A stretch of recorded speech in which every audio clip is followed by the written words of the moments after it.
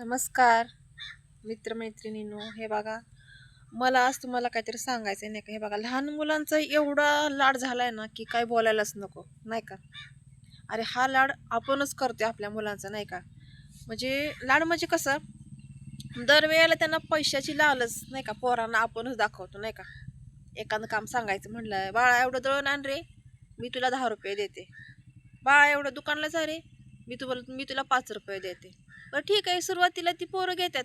पण परतच्या वेळेस आपण त्यांना काम सांगतो, मग ती काय म्हणते, ती मला 5 रुपये द्यायचे नाही, मला 10 रुपये देणार असली तर दुकानला जाणार. म्हणजे बघा, म्हणजे त्यांच्या मनात अजून लालच वाढतोय पोरांच्या मनात नाही का. आणि हे आपणच करायला शिकवतोय पोरांना. कळलं का. कशाला असला शहाणपणा पाहिजे. पैसे देऊन काम करून घ्यायचं. आज 10 रुपये 5 रुपये मागतात, उद्या मोठं होईल तसं त्यांच्या मागण्या पण वाढणार. आणि नाही दिल्यावर काय करतील ही पोरं मग. विचार करा ना. हं?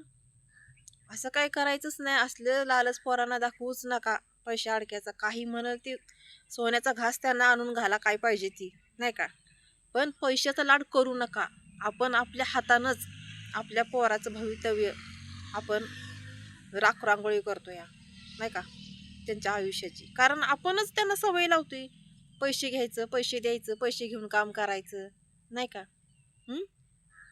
आपणच आपल्या हातानं आपल्या पायावर कुऱ्हाड मारून घेतोय. पोरांना चांगलं सवय लावा, पैशाची लालच दाखवू नका.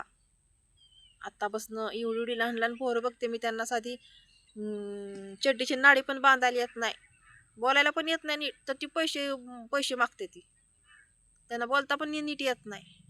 हा काय. हा म्हणूनच सांगते मी, पैशाचा लाड बिलकुल करू नका तुम्ही.